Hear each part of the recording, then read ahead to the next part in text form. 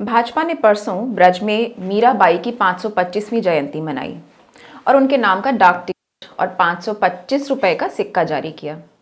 ये उन्होंने भारत के प्रधानमंत्री की हैसियत से किया, लेकिन पूरा कार्यक्रम भाजपा का अपना निजी कार्यक्रम लग रहा था, जहां मंच पर मोदी जी के अलावा उत्तर प्रदेश की राज्यपाल आनंदीबाई पटेल थीं, मुख्यमंत्री योगी जी थे और मथुरा से सांसद हेमा मालिनी थीं। अद्भुत कार्यक्रम था ये। हेमा मालिनी ने मीरा पर एक नृत्य नाटिका प्रस्तुत की। आपको याद होगा, मीरा पर वो एक फिल्म भी कर चुकी हैं जिसमें लीड रोल उन्हीं का था।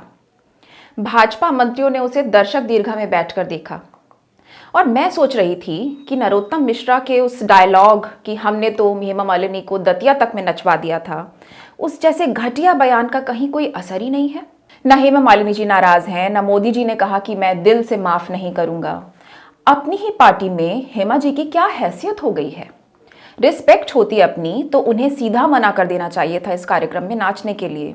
वे एक ट्रेन्ड क्लासिकल डांसर हैं, अपनी कला का भी सम्मान उनका फर्ज है, लेकिन आत्मसम्मान को घर छोड़कर आना पड़ता है भाजपा में रहने के लिए, हेमा मालिनी हो या सिंधिया जी। खैर, योगी जी ने तो मोदी जी की तारीफ के पुल बांध दिए। ऐसा लगा उनका बस चलता तो सिलेबस में मीरा के पद हटा के मोदी जी के दोहे लगा देते। योगी जी ने स्वागत करते हुए मीरा के बारे में कुछ भी नहीं कहा, शायद इसलिए कि मीरा पर भाषण तो मोदी जी तैयार करके आए थे। बड़ा मजेदार भाषण था। इस भाषण की शुरुआत और क्लाइमेक्स दोनों उनके हमेशा के भाषणों की तरह फिक्स थे। शुरुआत यही कि मैं आया नहीं हूं, बुलाया गया हूं। जिसे कान्हा और श्रीजी बुलाएं वही मथुरा आते हैं। फिर भारत की भक्ति परंपरा और संस्कृति का गुणगान और अंत में फिर वही कि 2014 के बाद ही उस महान संस्कृति को फिर से महत्व मिल रहा है जिसे 1947 के बाद भुला दिया गया था। किसने भुलाया? आप में से कोई ऐसा है जिसने रहीम और कबीर के दोहे और मीरा के पद नहीं पढ़े हों?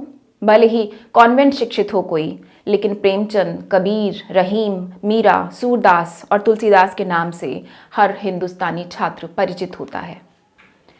मेड़ता में मीराबाई की प्रतिमा है, मीराबाई स्मारक है। यहाँ मीराबाई का जन्म हुआ था। मीरा मंदिर में हर साल 2 या 3 दिन का एक भव्य मीरा महोत्सव किया जाता है। उदयपुर में मीराबाई का मंदिर है, वृंदावन में मीराबाई का मंदिर है जो 1842 में बना। चित्तौड़गढ़ किले में मीराबाई का मंदिर है, महाराणा कुंभा ने इसे बनवाया। इस मीरा मंदिर को कुंभ श्याम मंदिर के नाम से भी जाना जाता है। कृष्ण के साथ मीरा का एकमात्र मंदिर है जयपुर में आमेर में, जिसे जगत शिरोमणि मंदिर कहा जाता है, जो जयपुर के आमेर पैलेस से जुड़ा हुआ है। इस मंदिर को आमेर महल के प्रांगण में बगल में बनाया गया, इसलिए ताकि रानियां उसके दर्शन कर सकें जब चाहें। आप मथुरा में भी मीरा की धरोहर को सेलिब्रेट करना चाहते हैं, कीजिए, लेकिन झूठ तो मत बोलिए। राजस्थान को अपनी इस कवि, संत और महान विभूति को सेलिब्रेट करने के लिए किसी से ना सर्टिफिकेट लेना है, नहीं देना है। और गुजरात में द्वारका में बना हुआ प्रसिद्ध मीरा मंदिर तो है ही। मोदी जी ने कहा, मेरे यहाँ आने की एक और वजह भी है, जैसा कि वो हमेशा कहते हैं, जहाँ जाते हैं वहीं से अपना कोई रिश्ता जोड़ लेते हैं। तो उन्होंने कहा, मथुरा का द्वारका से बड़ा गहरा नाता है। कृष्ण द्वारका आकर ही राजा बने और मीरा ने अपना अंतिम समय गुजरात में ही बिताया। एक गुजराती पीएम के मन से कभी नहीं जाएगा, कोई बात नहीं, लेकिन देश बहुत बड़ा है, यहाँ मणिपुर भी है। मज़ेदार है कि उन्हें माँ गंगा भी बुलाती है, मथुरा में कृष्ण भी बुलाते हैं, लेकिन पिछले 6 महीने से कोई मणिपुर नहीं बुला रहा। निकालिए प्लीज़, मणिपुर का गुजरात से कोई संबंध निकालिए, शायद उन्हें मणिपुर में कोई बुला ले। मीरा को किसी ने भुलाया नहीं, भुलाया ही नहीं जा सकता। हिंदी साहित्य के भक्ति काल की तो बात ही नहीं की जा सकती मीरा के बिना। मीरा के पद आज भी गाए जाते हैं भक्ति भाव से। किताबें, शोध, सेमिनार सब होते रहते हैं। स्कूल के सिलेबस से मीरा को कोई हटा दे किसी की औकात नहीं है। थोड़ा शर्मनाक लगता है कि एक प्रधानमंत्री हर अवसर को अपनी पार्टी की चुनावी रैली बना लेते हैं और विरोधियों पर निशाना साधने के लिए कुछ भी झूठ बोलते हैं। एक और मजेदार बात कही उन्होंने कि कृष्ण के पहले भी राधा लगाया जाता है। मथुरा में तो कहा ही राधे राधे जाता है, और जब कृष्ण के नाम के पहले राधा लगता है तब जाके उनका नाम पूरा होता है। क्या यही बात उन्होंने जय श्री राम का नारा देते हुए नहीं सोची?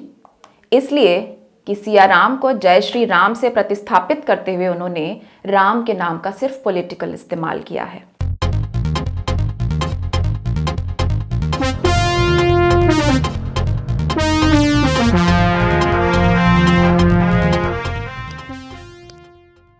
नमस्कार, मैं हूं सुजाता और स्वागत है आपका फेमिनिज्म वाला एफ में TCH पर। कौन थी मीरा? आइए जान लेते हैं। प्रसिद्ध कृष्ण भक्त कवयित्री मीरा राजस्थान के मेड़वा राजकुल की राजकुमारी थी। इनका जन्म 1498 में हुआ था। मीराबाई मेड़ता महाराज के छोटे भाई रतन सिंह की एकमात्र संतान थी। मीरा जब महज 2 साल की थी उनकी मां की मृत्यु हो गई, इसलिए इनके दादा राव दूदा उन्हें मेड़ता ले आए और अपनी देखरेख में उनका पालन पोषण किया। राव दूदा एक योद्धा तो थे ही, भक्त भी थे। साधु संतों का आना जाना यहाँ लगा रहता था, इसलिए मीरा में शायद बचपन से ही धार्मिक लोगों के प्रति एक आकर्षण पैदा हो गया था। साथ ही उन्होंने तीर तलवार चलाना भी सीखा, घुड़सवारी सीखी, रथ चलाना सीखा, संगीत और अध्यात्म की शिक्षा भी ली, जैसे अक्सर राजकुलों में लड़कियों को मिलती है। मीराबाई के अद्वितीय गुण देखकर मेवाड़ के राजा राणा संग्राम सिंह, जी वही राणा सांगा, अतुलनीय योद्धा जिन्होंने बाबर से युद्ध किया, उन्होंने मीराबाई के घर अपने बड़े बेटे भोजराज के लिए शादी का प्रस्ताव भेजा और ये शादी हो गई। ऐसा कहा जाता है कि विदाई के समय श्री कृष्ण की वही मूर्ति वो अपने साथ ले गई थी जिसे एक बार किसी साधु ने उन्हें दे दिया था और जिसके लिए उनकी माँ ने कहा था कि ये तुम्हारा दूल्हा है। लेकिन शादी के 10 साल बाद ही मीराबाई के पति की मृत्यु हो गई। सन 1527 में 1527 में बाबर और सांगा के युद्ध में मीरा के पिता रत्न सिंह भी मारे गए और लगभग तभी राणा सांगा की भी मृत्यु हुई। युद्ध और युद्ध, यही देखा मीरा ने राज परिवार में रहकर। पति की मौत भी दिल्ली सल्तनत के साथ युद्ध करते हुए मिले घावों से हुई। सांगा की मृत्यु के बाद भोजराज के छोटे भाई रत्न सिंह सिंहासनासीन हुए और सन 1531 में राणा रत्न सिंह की भी मृत्यु हो गई। इन्हीं विक्रमादित्य के लिए मीरा कहती हैं, विष का प्याला राणा भेजा, पीवत मीरा हाँसी रे। सन 1533 के आसपास मीरा को राव बीरमदेव ने मेड़ता बुला लिया। सन 1534 में विक्रमादित्य भी मारे गए और 13,000 महिलाओं ने जौहर किया। सन 1538 में जोधपुर के राव मालदेव ने बीरमदेव से मेड़ता छीन लिया। वे भागकर अजमेर चले गए और मीरा ब्रज की तीर्थ यात्रा पर चल पड़ी। इस मर्दाना दुनिया में एक औरत के लिए क्या है? ऐसे ही कोई औरत दुनिया जहां से विरक्त तो नहीं हो जाती? शुरू से लेकर अब तक जितनी भी औरतों ने परंपरागत रास्तों से हटकर नई लीक अपनाई है या नई राह बनाई है, उनके लिए उन सब का कहीं ना कहीं मोह भंग हुआ इस मर्दवादी सिस्टम से और समाज से, जहां ताकत का मतलब है बाहुबल और राजनीति। अपने से कमजोर को दबा देना, हड़पना और कब्जा करना। जिस दुनिया का रूल ही है ताकत, युद्ध और कमजोर का शोषण, वहां एक सचेत स्वाभिमानी स्त्री के लिए क्या रखा है? देख रहे हैं ना फलस्तीन की माओं की रोज उजड़ती हुई गोद और रोज अनाथ होते हुए बच्चे। इसी दुनिया से मीरा ने विद्रोह किया। पति की मृत्यु के बाद सती होने से मना किया, कुल देवी को पूजने से मना किया, कृष्ण को पति चुना, मेरे तो गिरधर गोपाल दूसरो ना कोई, जाके सर मोर मुकुट मेरो पति सोई। क्या ये आसान था?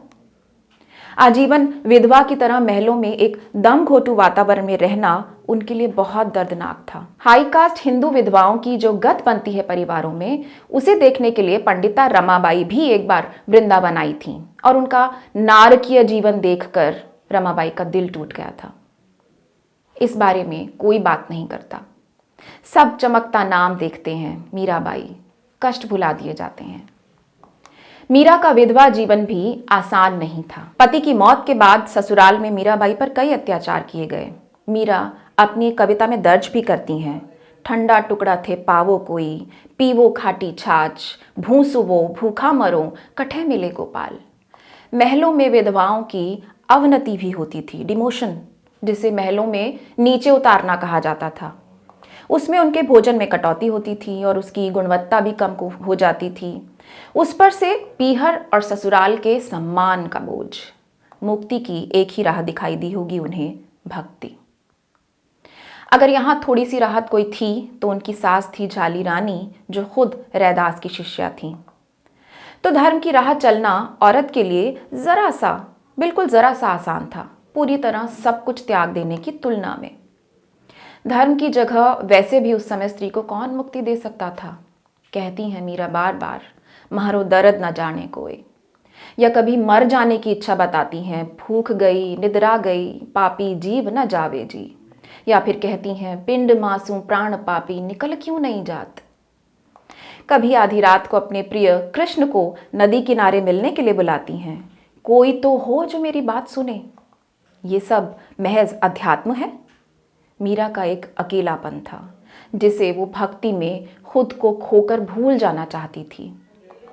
संत के भीतर की उस औरत को कोई नहीं देखना चाहता जिसे अकेला करने की तमाम कोशिशें समाज हर वक्त करता रहता है।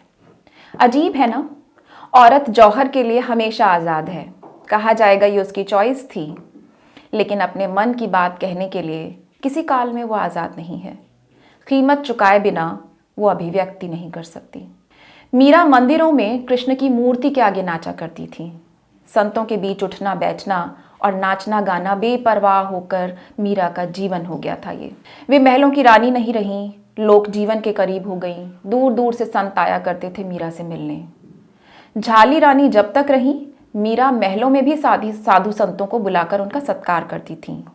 और जब विक्रमादित्य राणा बना तो उसने मीरा की ऑनर किलिंग की तमाम कोशिशें की। कभी जहर का प्याला भेजा, विष का प्याला राणा भेजा, कभी विषैला सांप भेजा फूलों की टोकरी में रख के। सच तो ये है कि जैसा विद्रोही चरित्र मीरा का बनता है, ब्राह्मणवाद के खिलाफ, प्रिविलेज के खिलाफ, पुरोहितवाद के खिलाफ, राजवंश और पितृसत्ता के खिलाफ, वह आसानी से पचाने लायक नहीं है। इसलिए भी मीरा को अलग अलग तरह की कहानियों में बांधने की कोशिश की गई। कहा गया कि द्वारका से उन्हें चित्तौड़ वापस ले चलने का आग्रह करने के लिए जब कुछ ब्राह्मण आए थे तो मीरा कृष्ण की मूर्ति में खो गईं, विलीन हो गईं और ब्राह्मणों के हाथ सिर्फ मूर्ति पर लिपटी हुई साड़ी आई।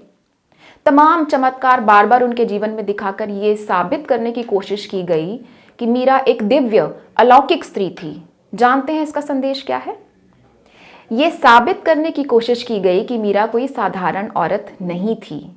इसलिए प्लीज औरतों, तुम इस रास्ते पर चलने की कोशिश मत करना, परंपराओं से विद्रोह मत करना, क्योंकि ये साधारण औरतों का काम नहीं है। उसके लिए मीरा जैसा दिव्य होना पड़ता है।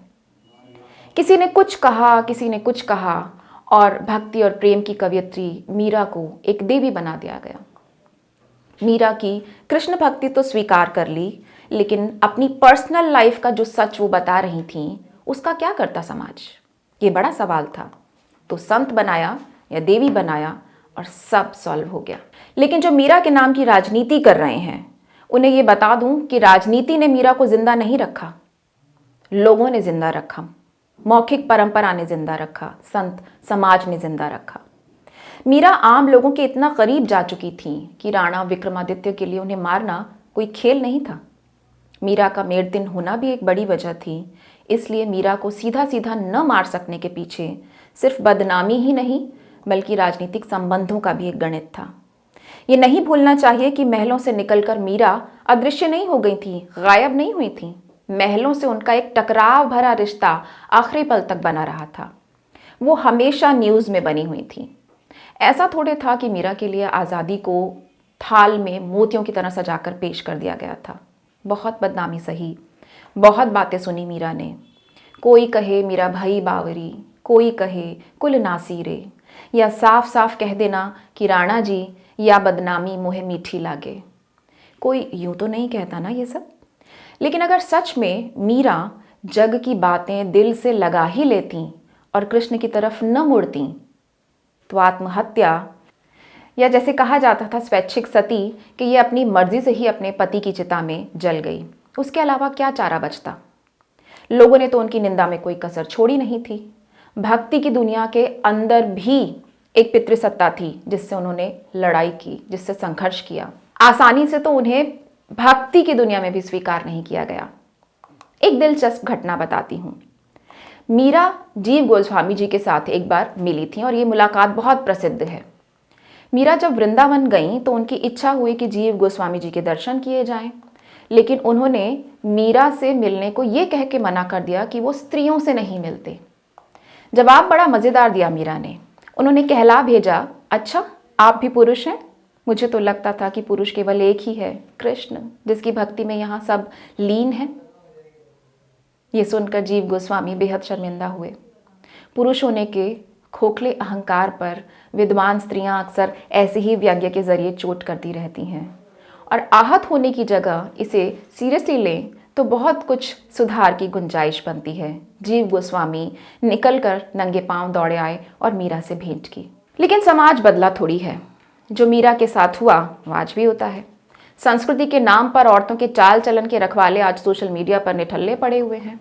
यही पार्टी जो मीरा के नाम से अब राजनीति कर रही है, इसी पार्टी के समर्थक औरतों का क्या हाल करते हैं सोशल मीडिया पर, देखा है ना आपने। हाल में आम आदमी पार्टी की एक विधायक प्रत्याशी का नाचता हुआ वीडियो दिखाकर संघी पूछ रहे हैं, ऐसी नचनिया को देश चलाने के लिए दोगे? कोई उनसे पूछ ले कि आप बलात्कारियों के हाथ देश चलवाओगे? ब्रजभूषण शरण सिंह अभी तक न सिर्फ बाहर घूम रहा है बल्कि महिला मुक्ति के उपदेश भी दे रहा है। आयरनी 100 बार आत्महत्या कर ले अगर भाजपा का दोगलापन देख ले। राम रहीम को पैरोल पर फिर से बाहर निकाल दिया गया। बिल्किस बानो के बलात्कारी पहले से बाहर आ चुके हैं। इनकी बलात्कारियों की फौज से लाख अच्छी है चाहत पांडे, जिसने नाचा तो खुशी से नाचा अपनी मस्ती में, किसी की हत्या नहीं की, किसी की लिंचिंग का आह्वान नहीं किया, हेट स्पीच नहीं दी, जेनोसाइड का समर्थन नहीं किया। फिर क्यों बुरी लग रही है? लोक लाज त्याग कर अपने मन से नाचती और गाती औरत समाज को पसंद आई है कभी? संस्कृति के ठेकेदारों को पसंद आई है कभी? जो जानते ही नहीं कि हमारी परंपराओं में असल में क्या क्या कुछ शामिल रहा है। सरस्वती जी नृत्य करती थीं। तांडव अगर शिव का नाच है तो पार्वती का नृत्य है लास्य, जेंटल, फेमिनिन, खुशी अभिव्यक्त करता हुआ। लेकिन इतने ही पढ़े लिखे और संस्कृति के जानकार होते तो सोशल मीडिया ट्रोल बनकर जिंदगी गर्क नहीं कर रहे होते। मीरा के पदों को जैसे गाया जाता है और उनकी जितनी लोकप्रियता है वो कमाल की है, लेकिन फिर भी हैरानी की बात है कि राजस्थान में लोग अपनी बेटियों का नाम मीरा नहीं रखते। शायद इसलिए कि बहुत दर्दनाक जीवन है मीरा का, आसान नहीं है। लेकिन मीरा का संघर्ष हमेशा के लिए दर्ज रहेगा। संघर्ष पुरोहितवाद से, संघर्ष पितृसत्ता से और संघर्ष राजवंश से।